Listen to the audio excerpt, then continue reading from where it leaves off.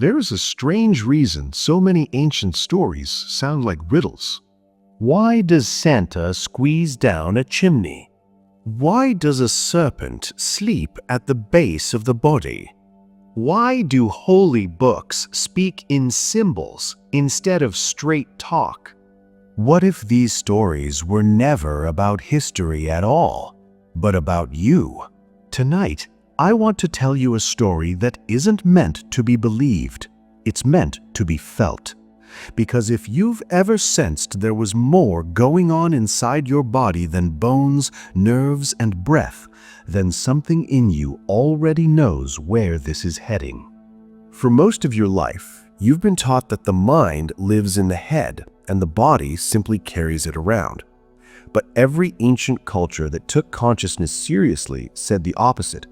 They said the body is not a container, it is a map. And every map points to the same hidden highway running straight through the middle of you.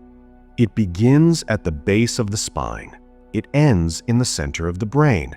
And somewhere along that narrow passage lies the difference between surviving life and actually tasting it. 15,000 years ago, a figure sat motionless in the mountains of India. He didn't ask for food, he didn't sleep, he didn't speak. People gathered because no one had ever seen a human being so settled inside themselves. When he finally taught, he didn't offer commandments or beliefs. He spoke about the body as a ladder. He called the inner system of energy points chakras and said there were over 100 of them, with 7 primary centers stacked along the spine like pearls on a string. Across the world, long before anyone spoke of yoga or chakras, early mystics in the Middle East wrote a different language for the same process. Their scripture talked about rivers, mountains, tombs, oil, resurrection, and ascent. But those who studied symbols instead of sermons noticed something unsettling. The rivers matched the spine. The holy oil matched the fluid bathing the brain. The resurrection didn't happen outside a tomb, it happened inside the head. Modern science didn't plan to walk into this conversation, but it did anyway. In the center of your brain sits a pea-sized gland called the pineal. For centuries it was ignored. René Descartes called it the seat of the soul, and everyone laughed. Now microscopes show something he could never have known. Tiny crystals live inside that gland. Not metaphorical crystals, real ones. They are made of calcite, the same mineral used in radio equipment because it converts pressure into electricity. When pressure changes, the crystal makes a signal. That is what engineers call a transducer. And suddenly, the question shifts. Why would the human brain carry a biological antenna? Most of your days are spent bleeding attention outward. Screens, noise, schedules, small emergencies dressed up as meaning.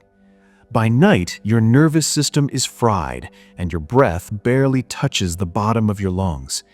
You live in your head and rarely visit the long corridor below it. But that corridor is not empty. Ancient yogis said there is a creative force coiled at the root of the spine. They described it as a serpent because it does not move in straight lines. It spirals. It rises in waves. It refuses to be controlled, yet responds instantly to awareness. Other traditions called it sacred oil. Others called it spirit. The names don't matter. The pattern does. The pattern is simple. Energy that stays trapped in survival, sex, hunger, fear, vigilance, keeps the brain dull and tired. Energy that is guided upward changes the state of the whole nervous system. You've already felt this in small ways. Think about a moment of awe or love or sudden clarity. Your chest lifts, your breath deepens, your spine straightens, your head feels lighter. You didn't decide that. It happened. Now consider this paradox. You don't create higher states of awareness. You remove what blocks them. Researchers who study breath and nervous system regulation keep finding the same thing. Slow nasal breathing calms the stress response. Pressure changes inside the skull affect fluid movement around the brain. Attention alone alters blood flow to different regions. No mysticism needed for that. But when you connect these dots, a different story appears. The spinal fluid that cushions your brain is not static. It moves with breath. It responds to posture. It changes direction with pressure. And those calcite crystals inside the pineal gland respond to movement. The ancients did not talk about anatomy the way we do. They spoke in rivers and temples because they didn't dissect bodies, they listened to them. A strange book published a century ago suggested that the story of Christ was never about a man walking out of a grave. It was about a substance inside the nervous system that dies in the lower body, rests, and then rises into the head. The resurrection was not an event in time, it was a shift in perception. Whether you accept that or not is irrelevant. What matters is that your body already knows how to change states without chemicals, machines, or beliefs. You have done it when you fell deeply in love, when music carried you somewhere words could not, when silence felt louder than noise. The problem is not access, it's habit. You breathe shallow, you tense the belly. You sit collapsed over glowing rectangles. You teach your nervous system that threat is normal and stillness is strange. And then you wonder why life feels flat. Tonight, I don't want to teach you a system. I want to offer a doorway you can test for yourself. Close your eyes for a moment. Notice where your breath stops. Notice how little of your body you actually inhabit. Notice how awareness floats somewhere behind your face instead of filling your spine. That is the real disconnection. The yogis never chased pleasure or visions. They worked with pressure, posture, breath, and attention. They treated the body like an instrument that could be tuned, not forced, tuned. Here is a gentle practice to begin restoring that forgotten circuit. Sit upright, not stiff, just honest. Let your shoulders rest. Breathe out slowly through the nose until your lungs feel empty. As the breath leaves, lightly draw the muscles of the pelvic floor upward, the same muscles you would use to stop urination. Do not strain. It should feel like gathering something inward, not clenching against life. Now breathe in through the nose, slow and quiet, as if the air were traveling up a hollow tube inside your spine. Let your attention ride the breath from the base of the back to the center of the head. Keep the lower muscles gently engaged. When the lungs are full, pause for a second without gripping. Then release and exhale. Do this 3 times.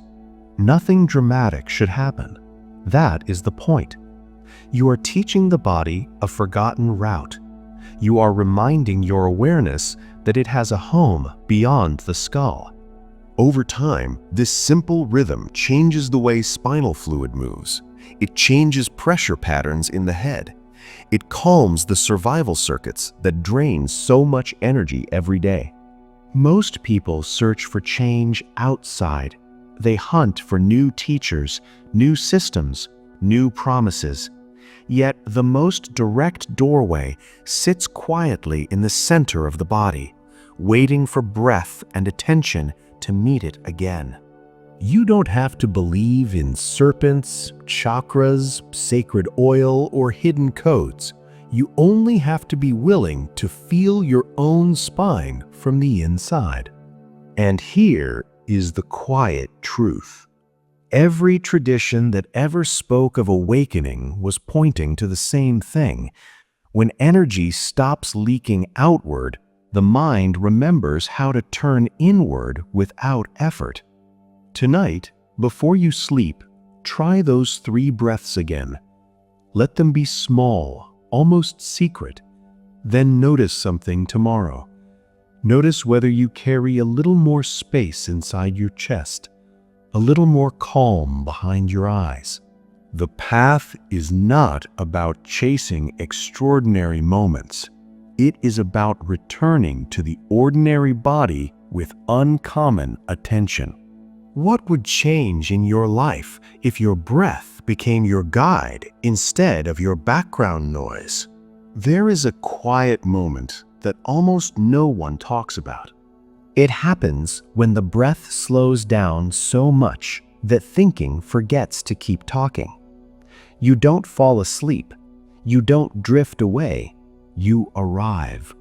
And most people turn back at that doorway without even knowing they were standing in front of it. In the first part, you learned that your spine is not just structural support. It is a living channel, shaped by breath, posture, pressure, and attention. Now we take one step closer to the mystery without turning it into a fantasy. Your pineal gland is not magical, it is mechanical. That sentence alone makes many people uncomfortable. We like our wonder to be distant and vague, but the body prefers simple rules. Pressure creates current, stillness alters chemistry, focus redirects blood flow. These are not beliefs, they are observations confirmed in laboratories that study breathwork, meditation, and brain rhythms.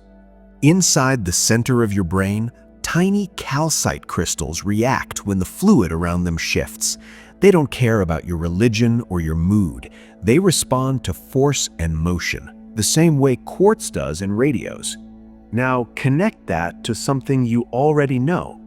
When you hold your breath too long, your head throbs. When you sob deeply, your forehead tingles. When you experience awe, your scalp feels alive. Your brain is not sealed off from your body. It swims in it.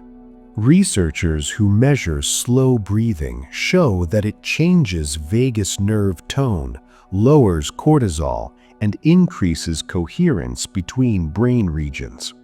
They don't use words like serpent or sacred oil, but the effects are the same. A system built for survival is temporarily reassigned to perception. Here is the paradox. The harder you try to force these states, the further they move away. But when you stop hunting and start listening, the system turns on by itself. This is why so many people report sudden tears, warmth, shaking, or laughter during breath practices. The body is not malfunctioning. It is releasing stored charge. Think about how much energy you spend every day managing reactions you never chose. Tension in the jaw, gripping in the belly, shallow breath, eyes locked on screens. None of that is natural. It is training. And training can be changed. Let's take the breath you learned earlier and add one gentle layer. Sit again with a tall, relaxed spine. Let your tongue rest on the roof of the mouth behind the teeth. Breathe out through the nose until the lungs are empty. Draw the pelvic floor upward just enough to feel connection, not effort. Now breathe in slowly. Let the ribs expand in all directions, not just the chest. Feel as if the inhale is brushing the inside of the spine. As the lungs fill, let the lower belly soften rather than push out. When the inhale is complete, hold the breath comfortably and gently draw the muscles at the base of the skull inward, as if you were lengthening the back of the neck. It is subtle, almost like nodding internally. Hold for 2 seconds. Then exhale slowly and release everything. Do this for 5 rounds. That tiny pause at the top changes pressure inside the skull. You don't need to chase sensation. If nothing happens, that is perfect. The system learns through repetition, not drama. What often surprises people is not visions or colors, but emotion. Grief that had no name, relief that feels older than memory, a warmth behind the eyes that seems to soften the world. This is not mystical, it is neurological. When survival circuits quiet, the brain reallocates resources. The regions tied to meaning, connection, and inner imagery light up on scans. Some researchers observe increases in gamma brainwaves during deep breath-focused meditation. Gamma is associated with moments of unity, creativity, and presence. It is not thinking harder, it is thinking less about yourself. And suddenly, the old metaphors make sense. A serpent rising, oil ascending, a chimney journeying from hearth to sky. All of them describe motion through the same inner hallway. The tragedy is not that people doubt these stories. The tragedy is that they try to understand them with the mind instead of the breath. You were never meant to memorize your way into clarity. You were meant to feel your way there. Here is something you can try tonight. Before bed, sit in silence for 1 minute, not to relax, just to notice how restless the body is when no one is asking anything of it. Then take those 5 slow breaths again, with the pause at the top. After the last exhale, don't rush back to movement. Stay still for 10 seconds and listen. Not with your ears, with the space behind your eyes. That stillness is not empty. It is organized. People chase meaning as if it were hidden in books, mentors, or achievements.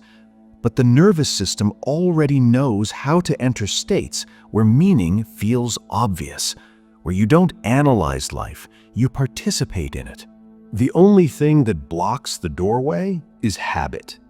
You don't need to retreat to a cave or follow strange rules. You only need to interrupt the pattern that keeps your awareness stuck in the head and your breath trapped in the chest. 1 minute a day is enough to begin.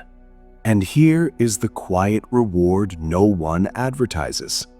As this pathway reopens, you don't become more intense, you become more spacious. Conversations feel slower. Music feels closer. Your own thoughts stop shouting for attention. You don't gain something new. You remember something old. Tonight, as you turn off the lights, ask yourself a simple question and let the body answer it instead of the mind. What happens when I stop chasing experience and start inhabiting my breath?